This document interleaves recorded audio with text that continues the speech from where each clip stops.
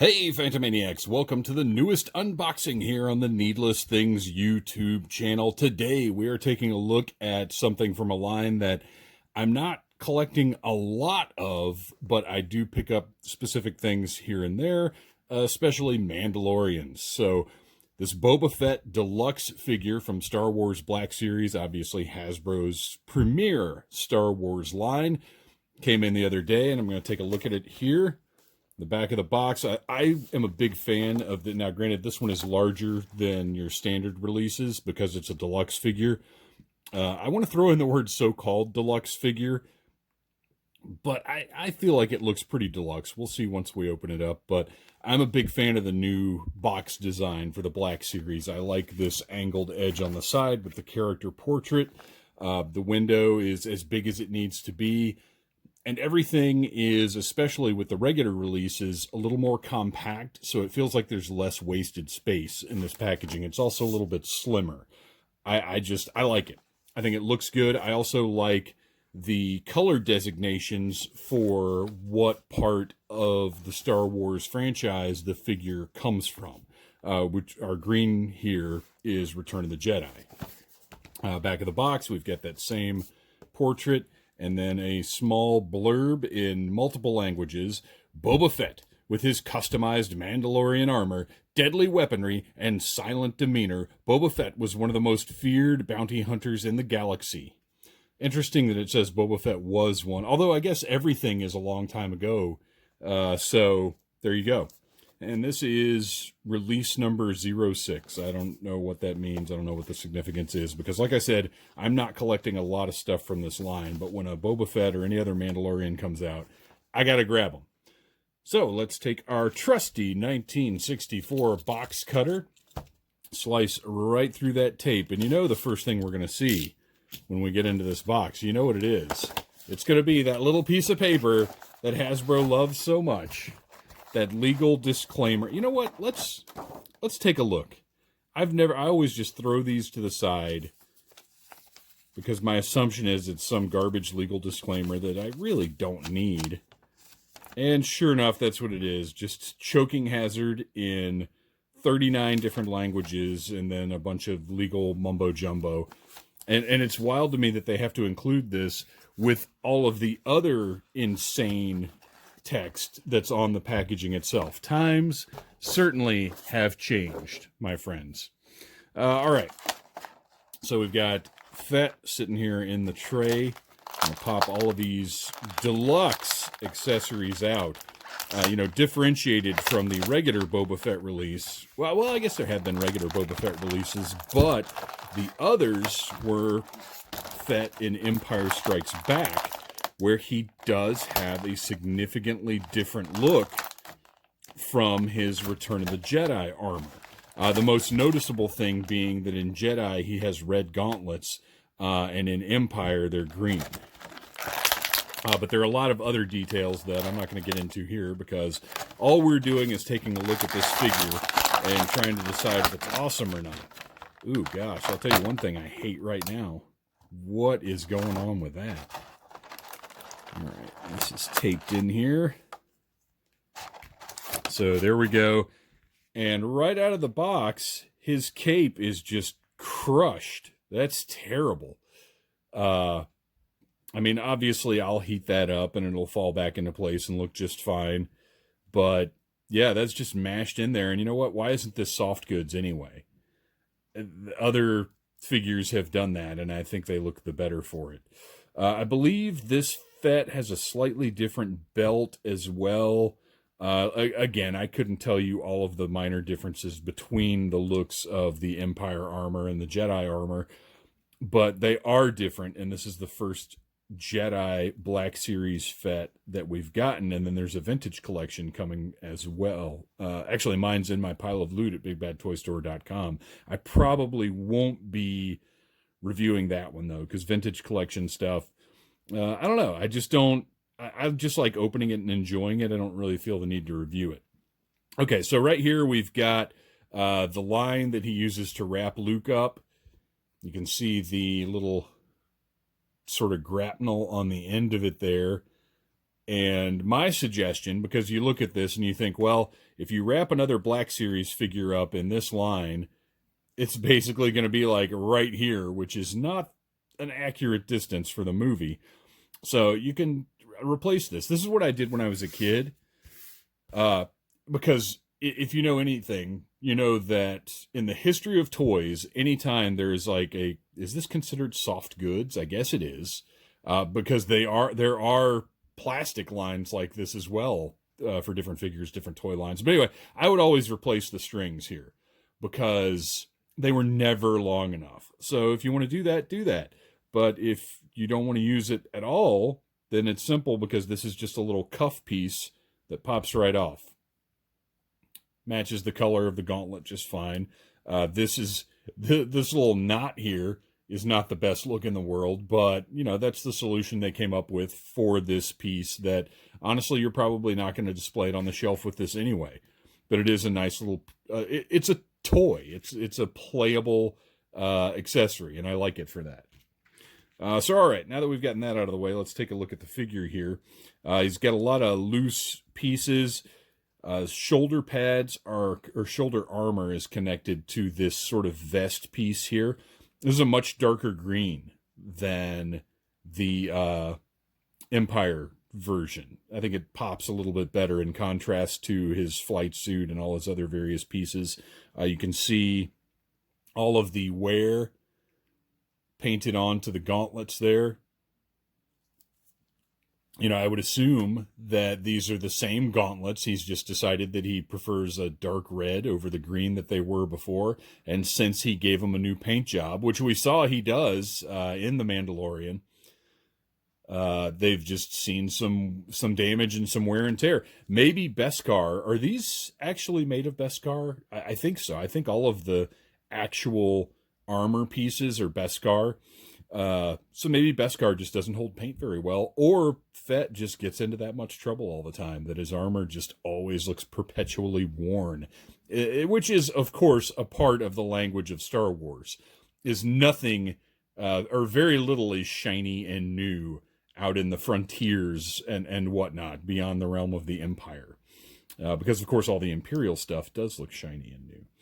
We've got ankles with the sort of now standard swivel and pivot design. We've got the elbows, not double jointed. Okay, so the gauntlets swivel independently here so that you can get these cords. Look at the detail on those things. That sculpted detail is phenomenal. So there is a piece here that swivels. The gauntlet swivels. So both of these move independently around the elbow joint so that you can get the arm positioned how you want. So right now we can swivel that, leave that there, and here's your hinge for the elbow, and it's got a pretty nice bend right there. I am becoming less of a fan of double jointed elbows and knees. I would rather see single joints get the deepest pivot they can, because honestly, the double jointed limbs often have to be longer. They just don't look as good a lot of the time. It depends on the character and the aesthetic of the franchise. But we've got some great elbows on this guy. Looks really nice. And then he's got the same little separate piece on this side, even though he doesn't have the hoses connecting his gauntlet. He's got the same piece here. You can see that Mandalorian, the Mythosaur skull right there on the armor. Looks good. It almost looks a little too clean, though. And I mean, I'm sure they matched this up to what it looks like on the screen, but it seems like with all of the other damage on his parts, that almost looks like too neat and clean. But it looks good. Looks good. He is missing. There should be some color in those little slots right there. I couldn't tell you what the colors are, what should be there, but I believe that's a little light up port type thing.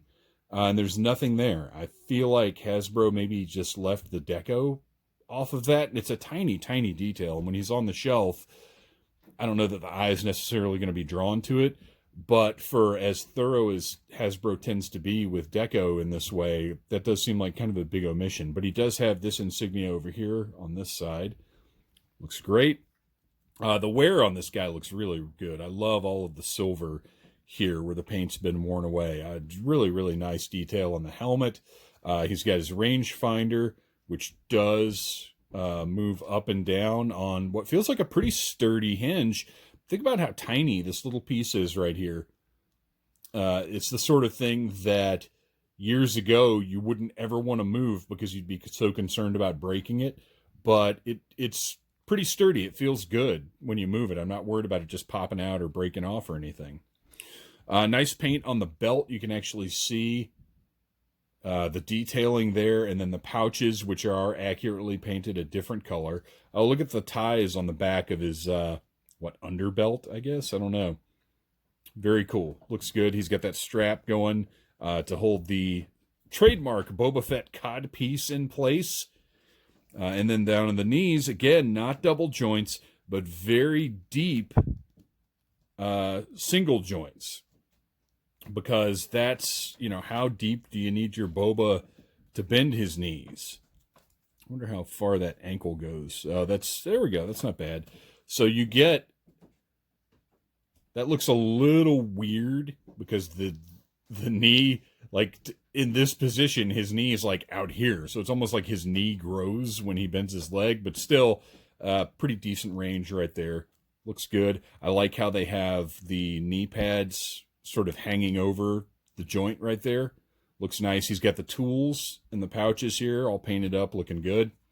Overall, let's pop that rangefinder back up there. Overall, looks great. This is an excellent Boba Fett. Now, honestly, looking at it as a whole like this, it just looks like a little tiny Boba Fett costume. Like, it just looks fantastic. They've done a great job here.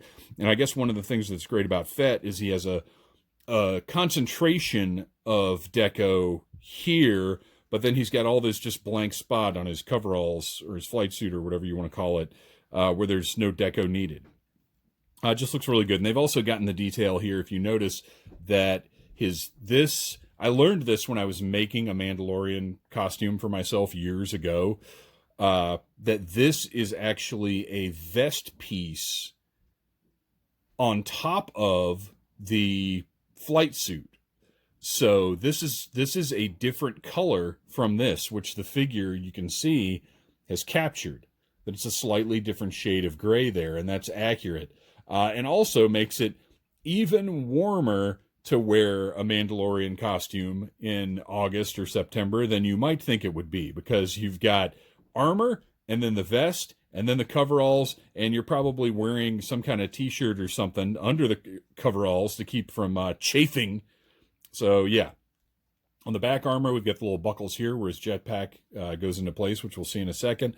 This is kind of the least impressive part of the whole figure. I'm going to have to look at some reference stuff. I feel like there should be some kind of paint or something on this cape. This just, aside from that, and this is very, very soft plastic, so it's not going to be a big deal to get it to just sort of hang. As a matter of fact, you can see it's already draping a little better just from taking it out of the box. So this curve right here that's a result of the way it was packaged, this will go away no problem. And look, the sculpting on this is fantastic. I like all the holes in it and everything.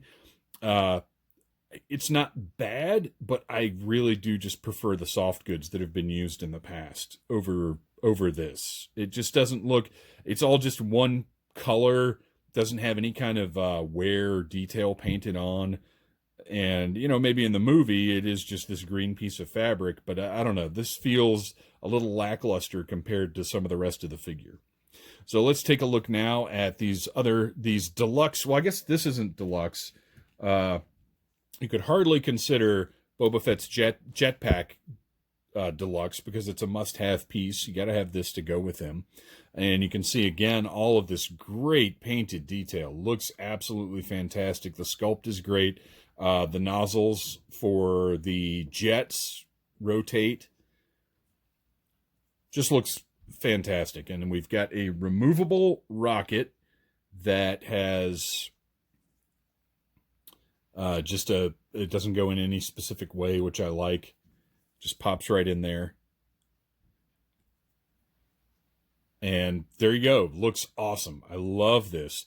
But then the deluxe comes in. Look at the sculpt right here on this, I guess it's a little exhaust port or something. Looks great. A little bit of that yellow paint got down there on the bottom, but my gosh, if you're going to nitpick about that, maybe you shouldn't be buying mass market toys. Okay, and then we've got the awesome blast effects that make me want to maybe hang this, because I have a lot of my flying toys hanging from the ceiling, including like Star Wars vehicles and stuff, Superman, Shazam, like a lot of my flying characters actually like to hang from the ceiling, and this Fett may end up hanging from the ceiling because I really love these blast effects. I think they look really cool. So let's see how well this attaches to our Fett. Obviously we've got the plug, goes right in there, and then I like that it has these to line it up properly. And that kind of doesn't want to go in there. Oh, okay, so I see it's got to go through the vest to plug into the body. Since this vest is a separate piece, you have to line it up and then get it into the holes in the body. But that's okay. Works out. Looks good. Let's get our nozzles angled out just a little bit there so he's not actually setting his butt on fire. And that looks great. It looks awesome. I love it. I'm going to pull these out for the remainder. If you get this figure, I highly recommend you hang on to those nozzles in some way when you're removing the little blast effects. These are sturdy. They're in there pretty good. They feel good, but I wouldn't just go yanking those nozzles out because it's going to weaken this connection point over time, I would imagine. Okay, and now we have got another really cool effect. Boba Fett's flamethrower, which is on the side here. I don't know how he would... I feel like he holds his hand like that, but again, there are all kinds of places here where this guy's just going to set himself on fire. But got a clever design where the fire just clips on over that and looks awesome. The translucent paint job, just like on those jet effects, got a really nice gradation here from the lighter orange into the darker orange. Looks awesome. Looks absolutely fantastic. I love this. I love the way that they've worked this to where there are no tiny removable pieces. This doesn't plug into anything. It slides on top of the emitter. You can see right there that is actually on top of the emitter nozzles for the flamethrower. So it just works really well because you don't need to see those because chances are they'd be sort of engulfed in flame anyway. So that's a great solution for this. And this feels sturdy. This is very, very light. I think if you posed him on the shelf with this, I don't feel like you'd have a problem with him standing and sort of remaining that way. Like, it doesn't feel like his arm or the fire effect are going to droop over time, which is a big problem with a lot of toys that have this kind of thing going on. Looks awesome. I love that. Very deluxe. One of the more extraneous... Well, we'll take a look at the regular one first. We've got Boba Fett's blaster, the signature blaster, lots of paint, lots of... the sculpt is great. I love it. We've got tons and tons and tons of different toys of this particular weapon, including a role-play piece that came out in several different versions. So we have more Boba Fett blasters than you might think, but it's based on this sort of revolver with a stock design. I know that it has a very specific designation because over the years, all of the extra Star Wars material has told us what each and every item in the Star Wars universe is called, but I don't remember what Boba Fett's is. All I know is it's a really cool looking gun. It's science fiction, but old school, almost kind of steampunky. Just looks awesome. And I'm not even worried about it fitting into his hand because that's something that Hasbro has pretty much mastered over the years, is this sort of perfect fit for its weapons. And you see right there, thumb goes in place. All you got to do is get this finger out here Maybe. Okay, so maybe it's not that easy. Maybe I overstated it a little bit. There we go. Perfect. And the finger goes right in the slot, and look at that. Like, that is a far cry from the Star Wars toys I grew up with when I was a kid, where they could barely hold their weapons at all. Very impressive. So it looks great in the hand. And then the piece that I thought was almost kind of an extraneous item, the blaster that has been severed. Oh, it actually plugs together there, maybe? Sort of. The blaster that Luke Skywalker cuts in half with his lightsaber, with the sort of melted detail and everything. It's cool. I didn't need it. And if it added $5 to the price, you could throw it in the trash and I wouldn't care.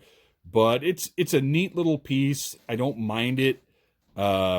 But it does, you know, if we take this out, if we take the almost too toyetic grapple out, or not toyetic, but too toy-like grapple out, you know, remove these items, and do we still call this a deluxe figure? I don't know.